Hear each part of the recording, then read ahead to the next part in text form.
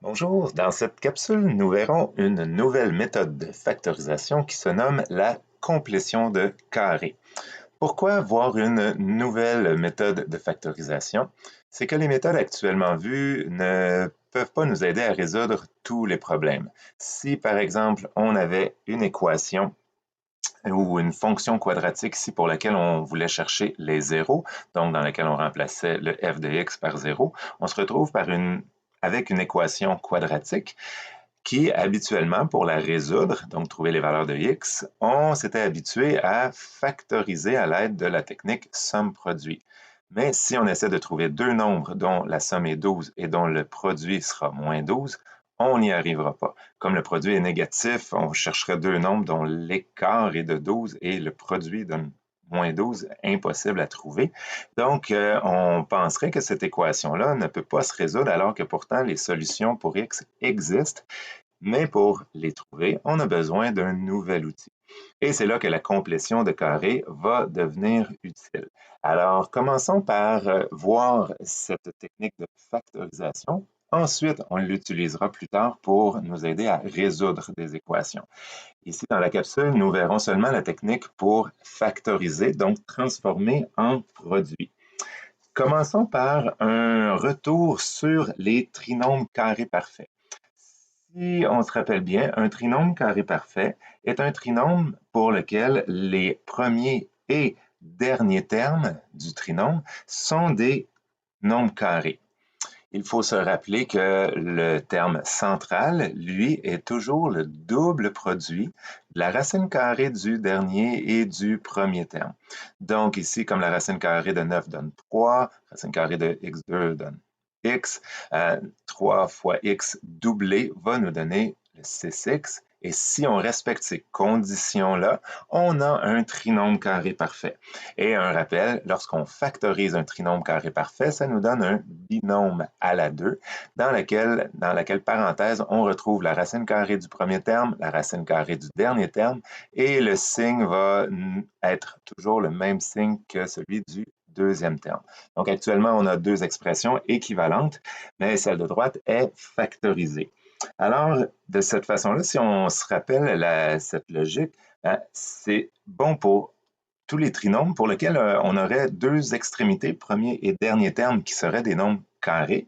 Par exemple, ici, 4x2 et dernier terme, 25. Si on nous demandait de trouver le terme central, on va toujours faire le même principe. Racine carrée du premier terme, racine carrée du dernier terme, et on se rappelle ici, ça va donner 2x pour la racine carrée du premier terme et 5 pour la racine du dernier terme. Lorsqu'on fait le double produit de nos deux réponses, donc le produit des deux réponses donnait 10x. Si on double le 10x, on obtient 20x. Et c'est de cette façon-là qu'on crée un trinôme carré parfait. Ça va être très utile dans la méthode qu'on va apprendre de complétion de carré, de pouvoir créer un trinôme carré parfait.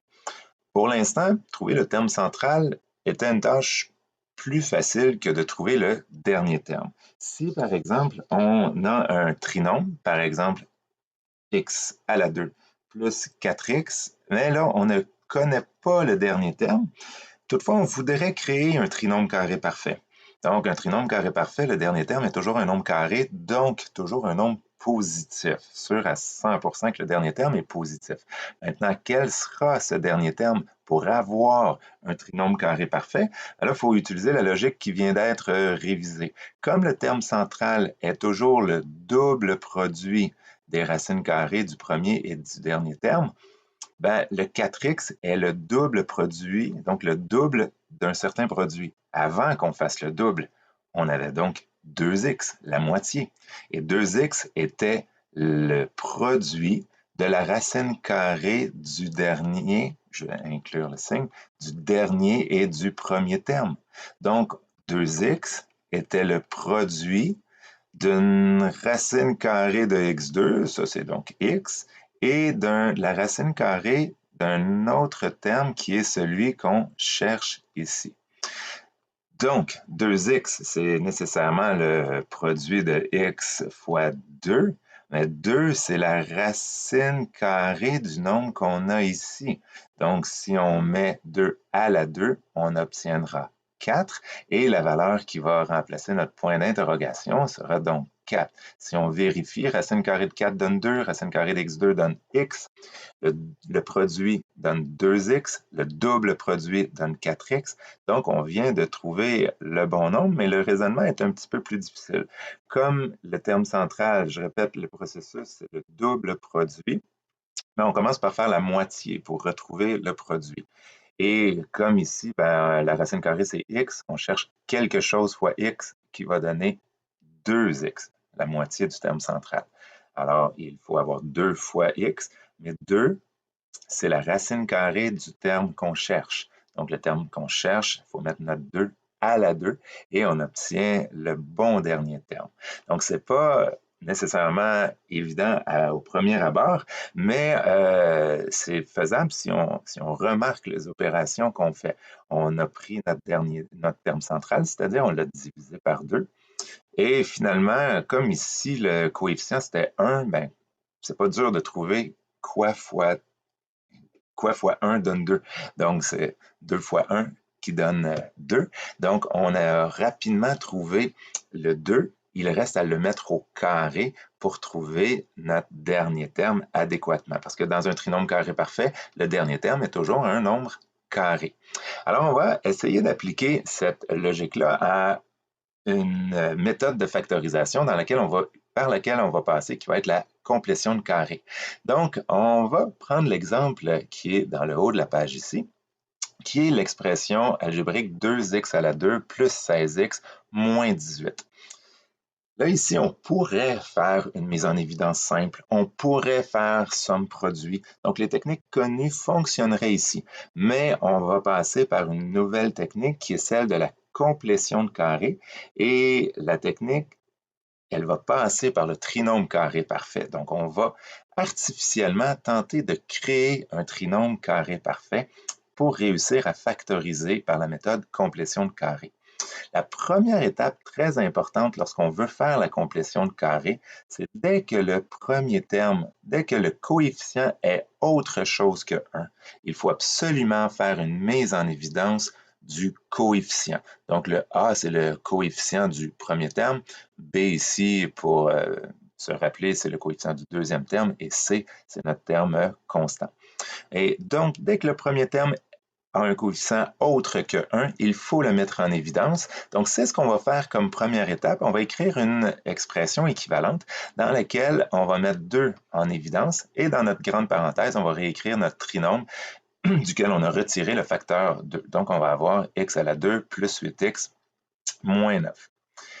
Et si on fait ça pour que ce soit plus facile de trouver notre trinôme carré parfait. Tantôt, on l'a fait avec un coefficient 1, c'est plus facile et donc c'est pour ça qu'on retire le 2, qu'on le met en avant.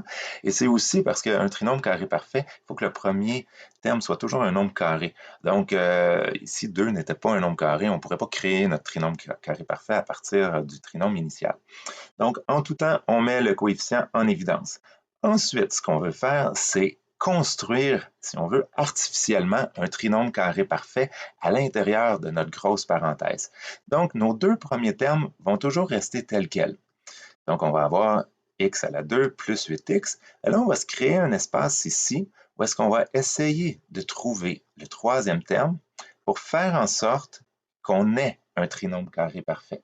Donc, notre but, c'est de trouver le bon troisième terme avec la technique qu'on a un petit peu pratiquée juste avant. Pour avoir un trinôme carré parfait, il faut que ce soit un nombre carré ici. Et il faut que le terme central soit le double produit de la racine carrée du dernier et du premier terme. Donc, on a dit, on prenait le terme central, on le divisait par 2, ça donne 4x. 4x, c'est le produit de quelque chose fois x. Donc, 4x, c'est le produit de 4 fois x. Et 4, c'est la racine carrée du terme que je cherche. Donc, je dois mettre 4 à la 2, ce qui me donne 16. Donc, j'ai fait 2 étapes, j'ai divisé par 2 mon terme central et j'ai mis ma réponse à la 2. Et j'ai obtenu 16 et si je confirme, j'ai bien un trinôme carré parfait parce qu'il répond à toutes les exigences, toutes les conditions du trinôme carré parfait.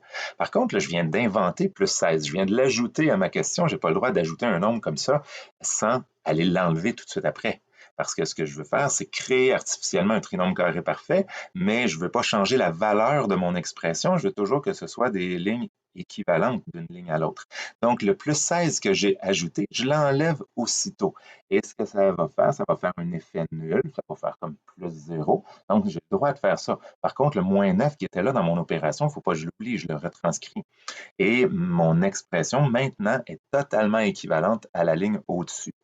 L'avantage d'être passé par là, c'est que j'ai maintenant un trinôme carré parfait qui est au-dessus de l'accolade. Donc, tout le long de mon problème, le 2 va rester devant ma parenthèse. À l'intérieur de ma parenthèse, je vais effectuer certaines opérations, dont le trinôme carré parfait. Je vais le factoriser. Un trinôme carré parfait, on a revu que ça se factorisait comme une parenthèse à la 2. Dans la parenthèse, racine carrée du premier terme, racine carrée du dernier terme, et le signe est le même que le signe du deuxième terme, donc addition ici. X plus 4 à la 2, ça vaut la même chose que X à la 2 plus 8X plus 16. Par contre, il faut aussi que je m'occupe de cette partie-ci à la fin. Moins 16, moins 9 font partie de mon expression, donc il faut que je simplifie. Moins 16, moins 9 va donner moins 25. Là, on est dans une technique de factorisation. Jusqu'à maintenant, j'ai une multiplication ici, mais je n'ai pas factorisé au complet parce que dans ma parenthèse bleue, j'ai une différence de carré. Donc, il faut que je factorise jusqu'au bout. J'ai une différence, une soustraction entre deux nombres carrés, ce qui signifie que dans ma grande parenthèse bleue, je vais la réécrire en me donnant assez de place pour pouvoir factoriser ce qui est en mauve. Et ce qui est en mauve est une différence de carré. Je vous rappelle, une différence de carré, ça se factorise par deux parenthèses qui se ressemblent beaucoup, mais qui sont différentes. Une des parenthèses possède une soustraction, l'autre possède une addition. Dans la parenthèse, dans les petites parenthèses, je dois mettre la racine carrée du premier terme, ce qui donne x plus 4, et c'est ce qui va apparaître dans les deux petites parenthèses rouges, donc x plus 4. Les mini-parenthèses sont facultatives vu qu'il n'y a pas de soustraction en avant ou de multiplication devant les petites parenthèses rouges. Je pourrais ne pas les mettre, mais ce n'est pas une erreur de les mettre, c'est correct évidemment. Et à droite de chaque signe, la racine carrée de 25, donc 5 ici. Il me reste à simplifier mes parenthèses rouges et je vais retranscrire toute ma phrase mathématique comme la parenthèse bleue. À l'intérieur de cette parenthèse-là, je n'ai maintenant que des multiplications. Et à l'extérieur, j'avais aussi une multiplication. Donc, l'ordre des multiplications, là, on n'a plus besoin des grosses parenthèses bleues parce que les multiplications se feront de gauche à droite, tout simplement. Donc, je peux laisser que mes petites parenthèses rouges que je vais simplifier. Il manque, excusez-moi, une petite parenthèse ici. Donc, mes parenthèses rouges, je vais les simplifier. X plus 4 moins 5 va donner X moins 1. L'autre parenthèse rouge, x plus 4 plus 5 va donner x plus 9. Et là, j'ai une expression complètement factorisée. Et pour y arriver, j'ai passé par la création d'un trinôme carré parfait que j'ai factorisé. Là, évidemment, les problèmes qu'on va avoir vont être un peu arrangés si on veut pouvoir les factoriser jusqu'au bout. Il faut que l'addition, les soustractions qu'on fait avec les deux derniers nombres, il fallait bien que ça donne un nombre carré si je voulais pouvoir continuer en faisant une différence de carré. Les cas où vous aurez à factoriser par la complétion de carré seront des cas où on va pouvoir terminer avec la différence de carré. Donc, vous aurez toujours un nombre carré ici des deux côtés de votre soustraction. Alors maintenant, juste un petit mot sur la fin. On peut laisser notre réponse telle qu'elle est maintenant. C'est une bonne réponse complètement factorisée au maximum. Par contre, un petit mot, si on était dans un problème géométrique, donc si où je vais écrire dans le cas d'un problème géométrique, donc dans le cas où on nous aurait donné un rectangle avec une surface. Donc dans le cas de problème géométrique, hop, géométrique, ici, qu'est-ce qui peut arriver dans des problèmes géométriques? C'est qu'on nous donne, par exemple, l'aire d'un rectangle et on nous dit que ce rectangle-là possède l'aire du trinôme initial. Par exemple, en haut, 2x2 plus 16x moins 18. Donc, si on nous dit que l'aire du rectangle, c'est 2x2 plus 16x moins 18, c'est moins 18, et qu'on nous demande quelles sont les dimensions de ce rectangle-là, donc sa longueur et sa largeur. Normalement, on passerait par la factorisation, et donc on factoriserait jusqu'au bout. Mais si on cherche géométriquement les dimensions, ben on cherche seulement deux facteurs. Quoi fois quoi a donné l'aire qu'on nous fournit. Donc, si notre réponse a trois facteurs, ben là, ce qu'il faut faire, c'est distribuer le x2 dans une des petites parenthèses. Là, c'est des multiplications. Donc, le x2, j'ai le droit de le distribuer soit dans la première parenthèse, soit dans la deuxième, mais surtout pas dans les deux en même temps.